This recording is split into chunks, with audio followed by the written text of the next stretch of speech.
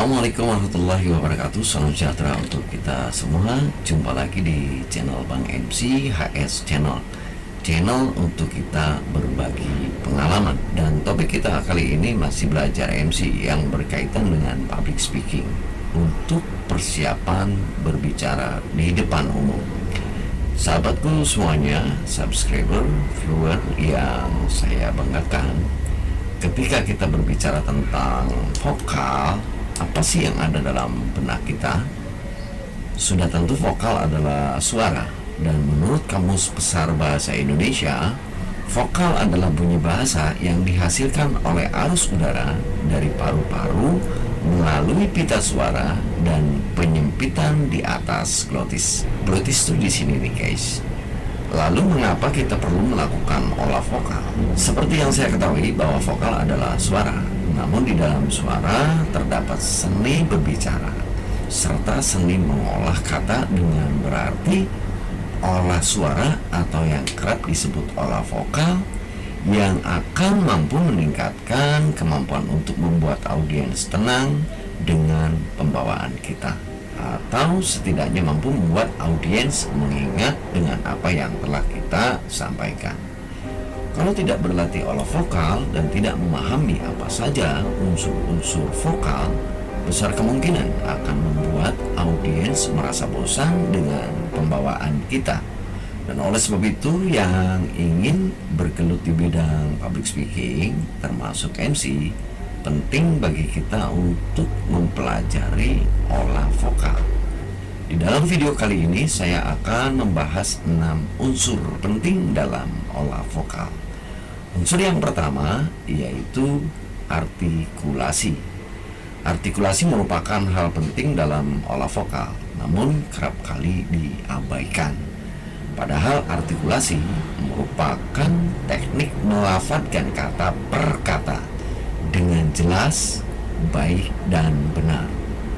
Sering-sering kita jumpai public speaker atau MC berbicara terbata-bata, samar atau belibet gitu, terutama jika kita melafadzkan dalam bahasa asing.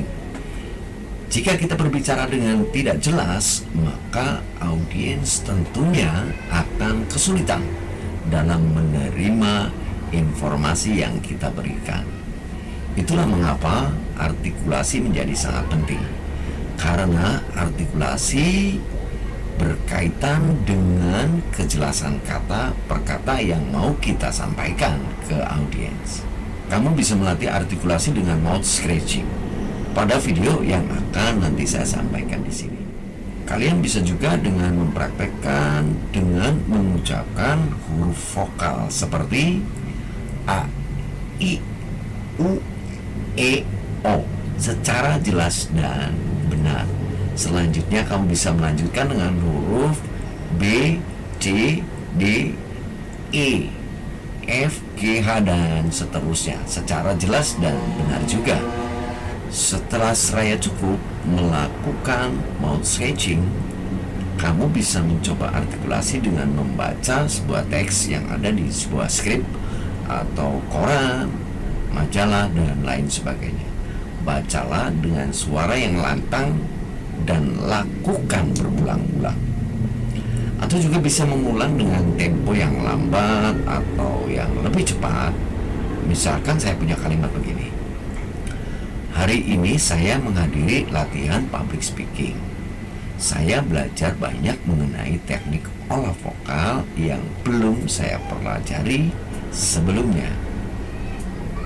Lalu saya akan mencoba membacakan kalimat tadi dengan suara yang lebih lantang. Seperti begini: saya hari ini menghadiri latihan public speaking. Saya belajar banyak mengenai teknik olah vokal yang belum pernah saya pelajari sebelumnya. Dengan artikulasi tadi yang jelas, tentunya audiens tidak akan bosan dengan apa yang kita sampaikan. Bila perlu, ajak temanmu untuk menilai kejelasan artikulasimu dalam berbicara, huruf apa saja, kata apa saja yang terdengar samar-samar. Dan unsur yang kedua dalam vokal adalah intonasi. Setelah kamu bicara dengan jelas, dengan artikulasi, melatih intonasi akan membantu kamu untuk membuat audiens merasa hanyut, terpana, atau bahkan mampu membuat mereka terhipnotis oleh kamu yang berbicara. Itulah seni dalam berbicara dengan sebuah intonasi. Jadi apa sih intonasi itu? Intonasi adalah tinggi rendahnya suara, irama bicara, dan alunan nada yang diciptakan oleh public speaker itu sendiri. Jika seorang public speaker berbicara dengan monoton, seperti misalnya berbicara sekedar membaca teks, menghafal dari sebuah teks, tentu membuat audiens merasa bosan. Parahnya mereka akan memutuskan untuk tidak lagi memperhatikan kita. Namun, jika seorang public speaker mampu memiliki kemampuan untuk mengolah irama bicara dan alunan nada yang baik, audiens akan memiliki atensi yang tinggi untuk memperhatikan kamu sepanjang acara. Keterampilan public speaker dalam mengolah intonasi biasanya akan dipengaruhi oleh faktor logat atau dialek dalam bahasa daerah. Tetapi faktor tersebut tidak menjadikan masalah, karena bisa saja faktor tersebut mampu menjadi ciri khas kamu sebagai seorang public speaker.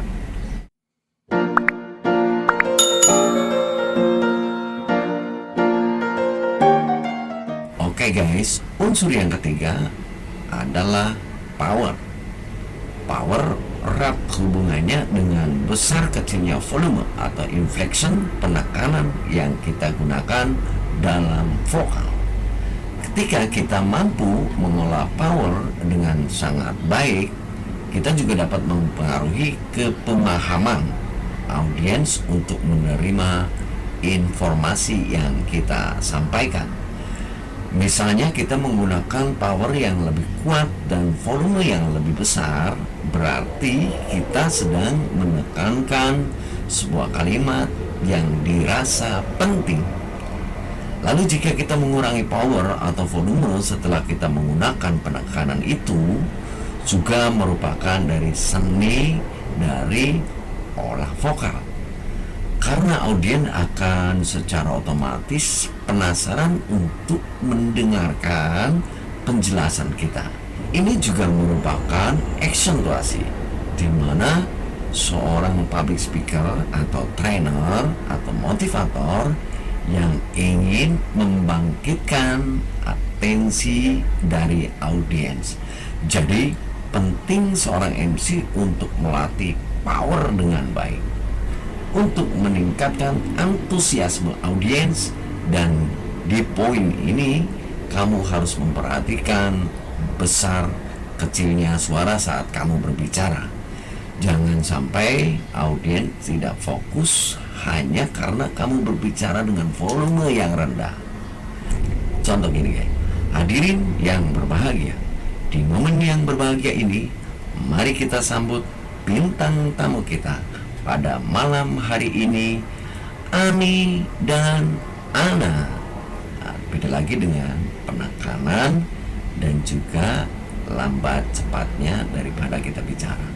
Hadirin yang berbahagia, di momen yang berbahagia ini, mari kita sambut bintang tamu kita pada malam hari ini, Ani dan Ana. Nah, itu jelas perbedaannya guys. Oke guys, untuk sementara itu dulu yang bisa saya sampaikan untuk hari ini. Di video selanjutnya akan kita lanjutkan dengan unsur-unsur vokal yang harus kalian pelajari di dalam menjadi seorang Master of Ceremony atau public speaker. Oke guys, di video kali ini saya cukupkan sampai di sini, dan kita akan ketemu lagi di video yang berikutnya. Dilanjutkan masih dengan persiapan berbicara di depan umum. Dan saya akhiri, wassalamualaikum warahmatullahi wabarakatuh.